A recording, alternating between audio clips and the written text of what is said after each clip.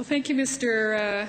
Speaker. It gives me a great deal of pleasure to rise and support this motion. And everybody will know that this is a true urban girl, very little rural background.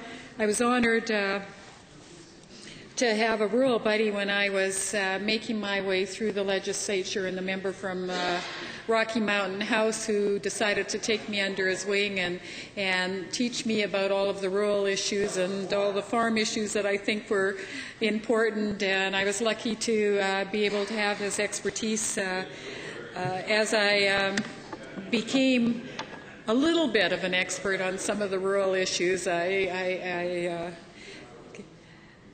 had grandparents that were farmers, and but they ended up in Saskatchewan moving to the city.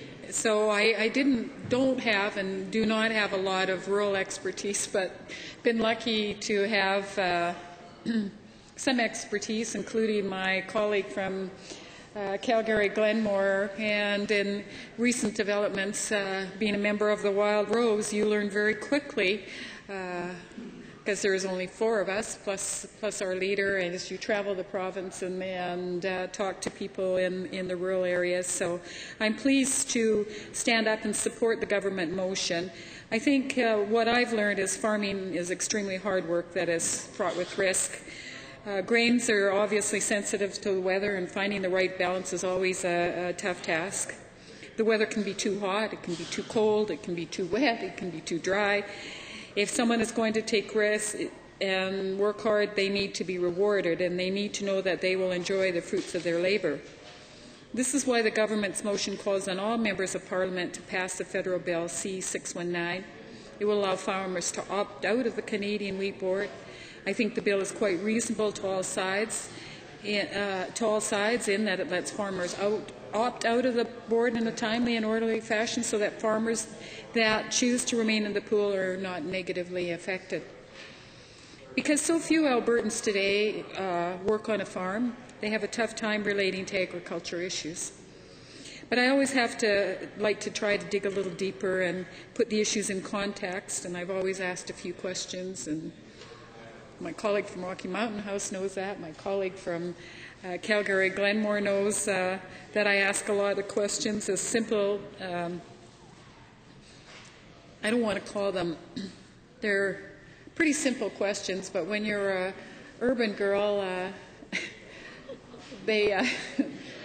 my colleague laughs at me next because he's been very, very kind in helping me through the process of some of the agriculture issues that I don't quite understand. And so, as he explained to me one day, there's no stupid questions, only stupid answers. And so he's been very patient. For those farmers... Summarized question period. As I explained, I like to dig a little deeper, and I put the issues in context, and I've asked a lot of questions.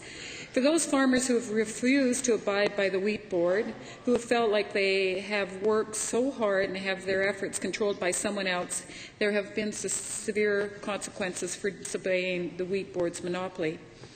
As it's been mentioned in the House in 1996, a Manitoba farmer was tired of having his grain sold by the CWB. He decided to take some of his harvest across the border and sell it to the United States. And because of what he did, he spent 5 months in prison. If you grow barley or wheat, you must sell it to the CWB. It's up to them to market and to distribute the grain. No one else can.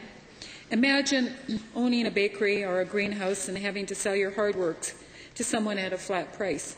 If you don't, they'll throw you in prison.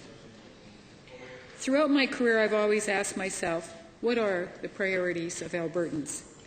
If you take the time to meet face-to-face with Albertans and truly listen to them, they will not tell you they want the government investigating farmers for selling their products. Albertans want the government going after drug dealers for selling their products. They want pimps to be in prison, and they want prostitutes getting the help that they need. Albertans want safe streets.